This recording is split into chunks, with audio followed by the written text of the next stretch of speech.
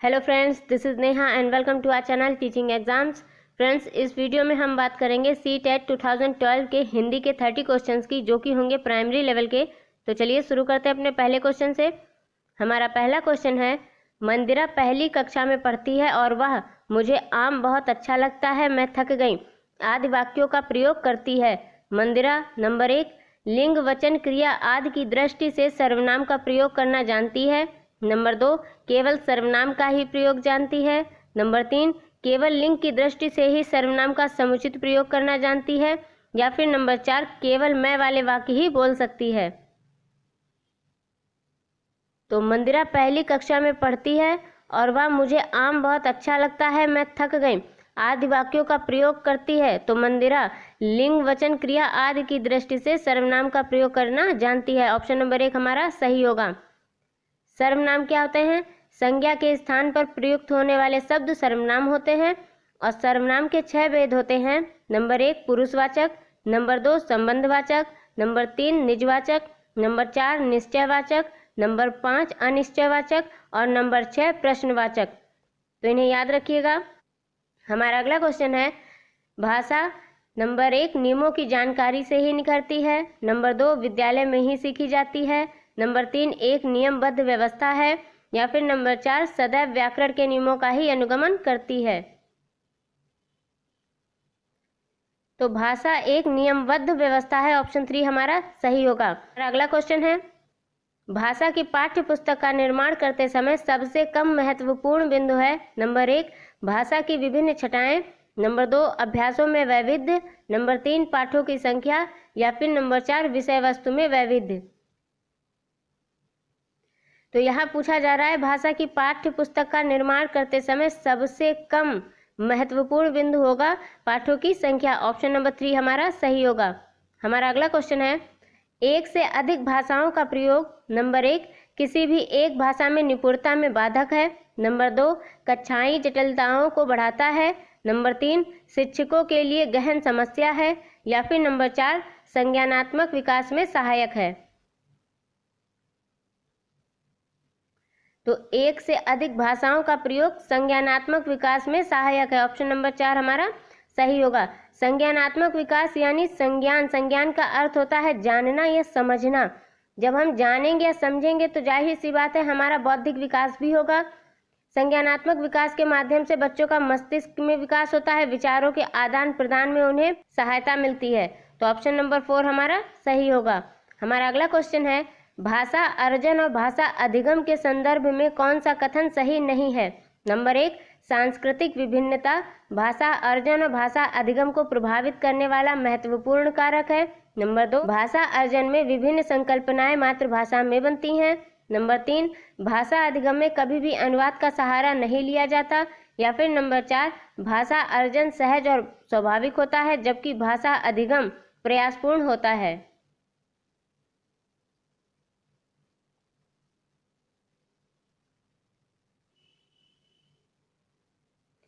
तो यहाँ हमें बताना है भाषा अर्जन और भाषा अधिगम के संदर्भ में कौन सा कथन सही नहीं है।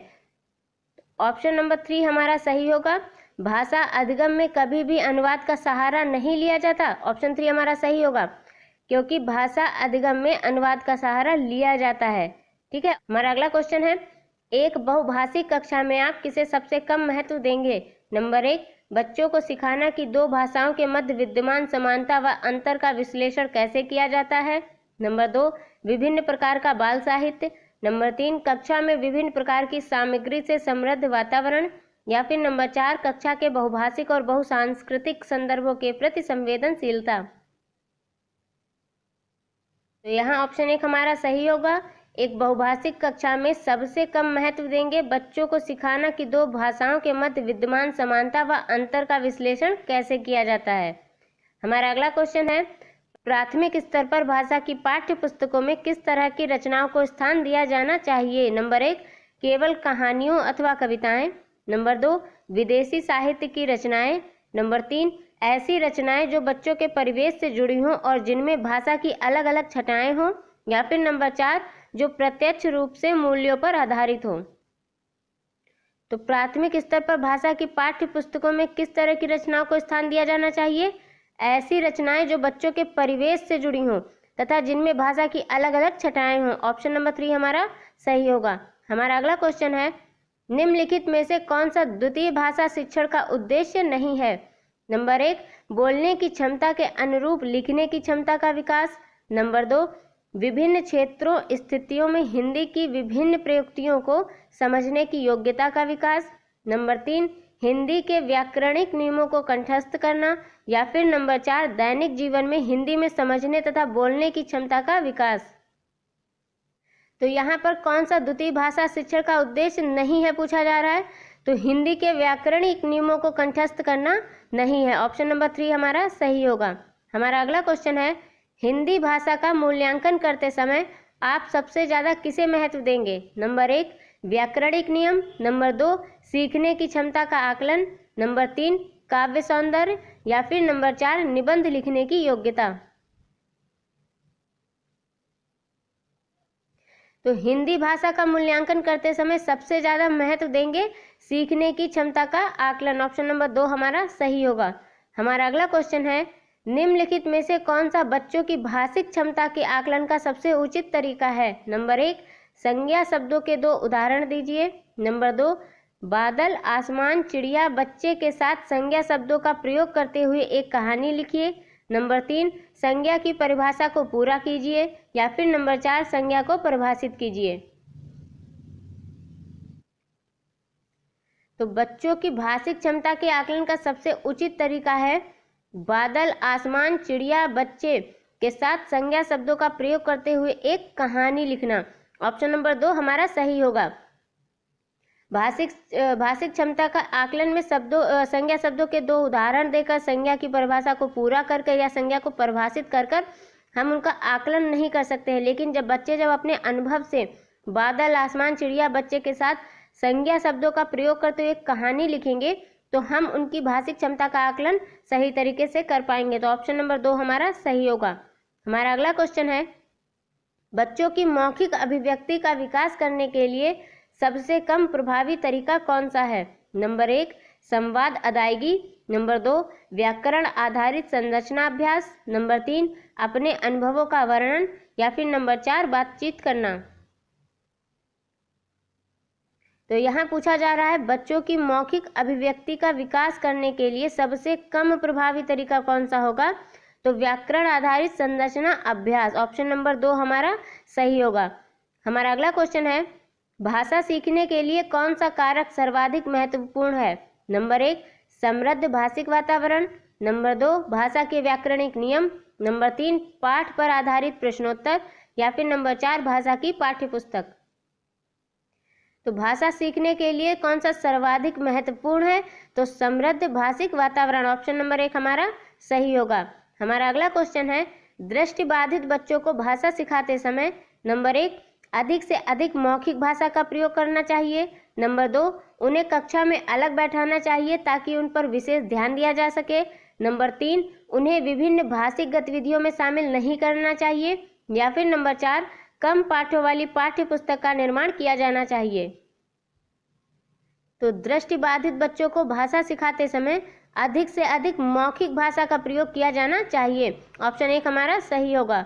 हमारा अगला क्वेश्चन है, बहुभाषिकता नंबर 1 भाषा सिखाने में बहुत बड़ी बाधा है। नंबर 2, भाषाई समृद्धि को खतरे में डालती है। नंबर 3, भाषा सीखने में बाधा उत्पन्न करती है। नंबर 4, भाषा सीखने में एक महत्वपूर्ण संसाधन है। तो बहुभाषिकता भाषा सीखने में एक महत्वपूर्ण संसाधन है। ऑप्शन नंबर 4 हमारा सही होगा। हमारा अगला क्वेश्चन है, बच्चे विद्यालय आने से पहले नंबर 1 भाषा के चारों कौशलों पर पूर्ण अधिकार रखते हैं।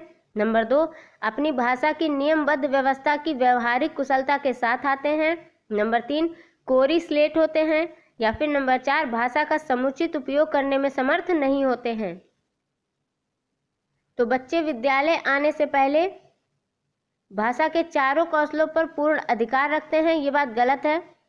कोरी स्लेट होते हैं नहीं, क्योंकि वो थोड़ा बहुत तो जानते ही हैं। भाषा का समुचित उपयोग करने में समर्थ नहीं होते हैं, गलत, क्योंकि बच्चे अब विद्यालय आने से पहले अपनी मातृभाषा में अपने परिवेश से जुड़े अपनी भाषा की नियमबद्ध व्यवस्था की व्यवहारिक कुशलता के साथ आते हैं। ऑप्शन नंबर 2 हमारा सही होगा। जैसा आप जानते होंगे सीटेट में 2 पैसेज पूछे जाते हैं, उनसे रिलेटेड कुछ क्वेश्चंस भी पूछे जाते हैं। तो हमारा पहला पैसेज होगा, समस्याओं का हल ढूंढने की क्षमता पर एक अध्ययन किया गया। इसमें भारत में 3 तरह के बच्चों के बीच तुलना की गई। एक तरफ वे बच्चे जो दुकानदारी करते थे, स्कूल नहीं जाते थे, ऐसे बच्चे दुकान संभालते हैं और स्कूल भी जाते हैं। और तीसरा समूह उन बच्चों का था जो स्कूल जाते हैं पर दुकान पर कोई मदद नहीं करते। उनसे गणना के इबारती सवाल पूछे गए।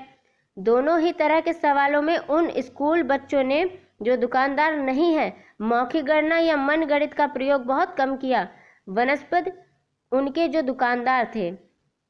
स्कूल बच्चों ने ऐसी गलतियां भी की जिनका कारण नहीं समझा जा सका। इससे यह साबित होता है कि दुकानदारी से जुड़े हुए बच्चे हिसाब लगाने में गलती नहीं कर सकते, क्योंकि इसका सीधा असर उनके काम पर पड़ता है, जबकि स्कूलों के बच्चे वही हिसाब लगाने में अक्सर भयंकर गलतियां कर देते हैं। इससे यह स्पष्ट होता है कि जिन बच्चों को रोजमर्रा की जिंदगी में इस तरह के सवालों से जूझना पड़ता है वे अपने लिए जरूरी गणितीय क्षमता हासिल कर लेते हैं। लेकिन साथ ही इस बात पर भी गौर करना महत्वपूर्ण है कि इस तरह की दक्षताएं एक स्तर तक और एक कार्य क्षेत्र तक सीमित होकर रह जाती हैं। इसलिए वे सामाजिक व सांस्कृतिक परिवेश जो कि ज्ञान को बनाने व बढ़ाने में मदद करते हैं, वही उस ज्ञान को संकुचित और सीमित भी कर सकते हैं। अब इस पैसेज से रिलेटेड कुछ क्वेश्चन होंगे, वो करते हैं। नंबर 1, समस्याओं का हल खोजने पर आधारित अध्ययन किस विषय से जुड़ा हुआ था? तो ऑप्शन नंबर 3 हमारा सही होगा, गणित। हमारा अगला क्वेश्चन है, किन बच्चों ने सवाल हल करने में मौखिक गणना का ज्यादा प्रयोग किया? नंबर 1, जो दुकानदारी करते हैं। नंबर 2, जो सिर्फ स्कूल जाते हैं। नंबर 3, जो बच्चे ना तो दुकानदारी करते हैं और ना ही स्कूल जाते हैं। या फिर नंबर 4, जो स्कूल बच्चों दुकानदारी नहीं करते। तो बच्चों ने सवाल हल करने में मौखिक गणना का ज्यादा प्रयोग किया, किन बच्चों ने? जो दुकानदारी करते हैं। ऑप्शन 1 हमारा सही होगा। हमारा अगला क्वेश्चन है, अनुच्छेद के आधार पर कहा जा सकता है कि नंबर 1, बच्चों को गणित सीखने के लिए दुकानदारी करनी चाहिए। नंबर 2, बच्चे रोजमर्रा के जीवन में काम आने वाली दक्षताओं को स्वतः ही हासिल कर लेते हैं। नंबर 3, सिर्फ दुकानदार बच्चे ही गणित सीख सकते हैं। या फिर नंबर 4, बच्चों को गणित सीखना चाहिए।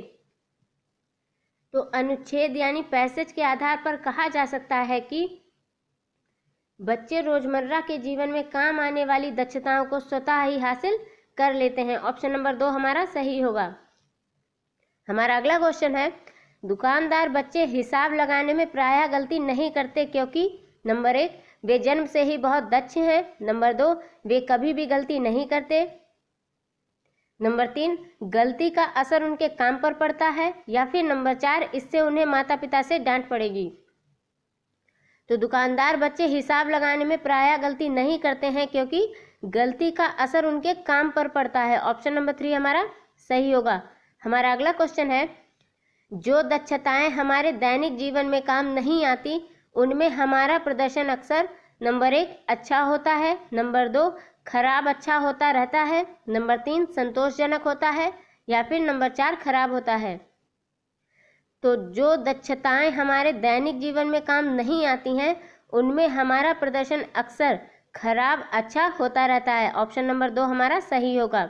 हमारा अगला क्वेश्चन है, अनुच्छेद के आधार पर बताइए कि सामाजिक व सांस्कृतिक परिवेश ज्ञान को नंबर 1 संकुचित कर सकता है। नंबर 2 सीमित कर सकता है।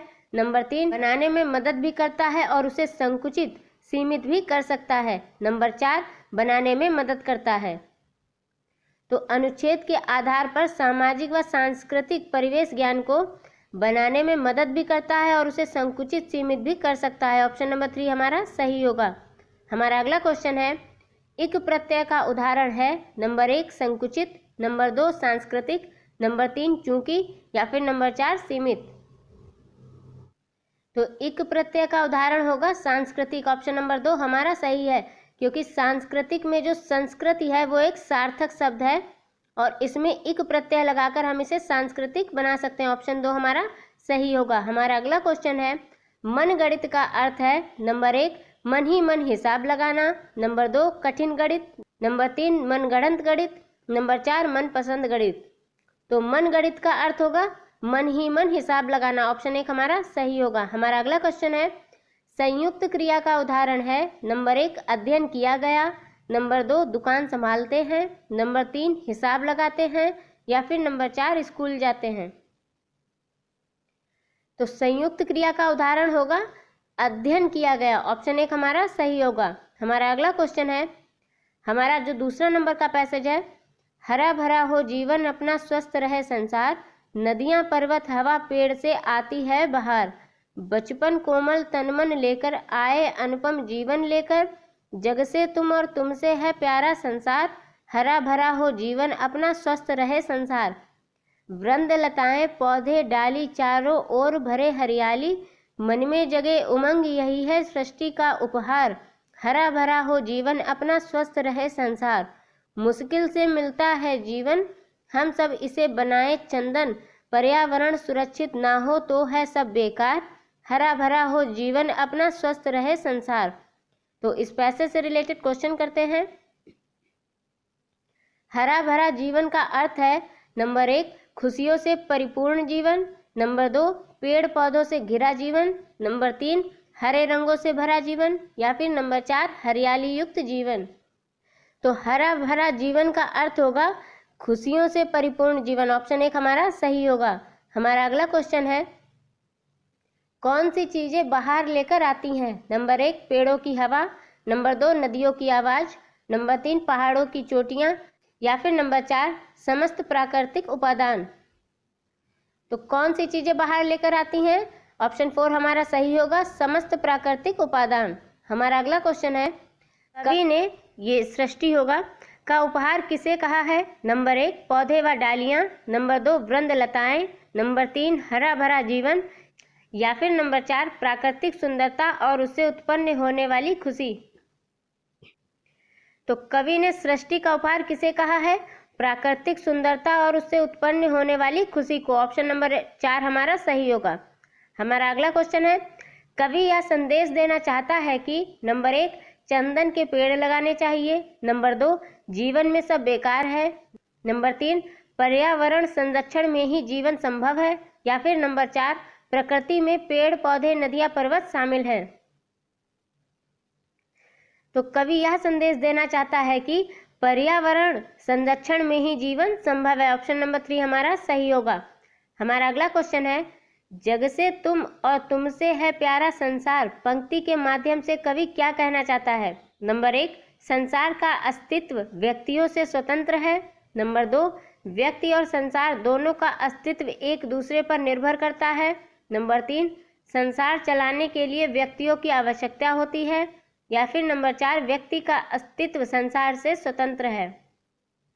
तो जग से तुम और तुमसे है प्यारा संसार पंक्ति के माध्यम से कवि कहना चाहता है कि व्यक्ति और संसार दोनों का अस्तित्व एक दूसरे पर निर्भर करता है, ऑप्शन नंबर 2 हमारा सही होगा। हमारा आज का लास्ट क्वेश्चन है अनुपम से अभिप्राय है, नंबर 1 जिसकी उपमा न दी जा सके, नंबर 2 सुखद, नंबर 3 आनंदमय, या फिर नंबर 4 मनोहारी।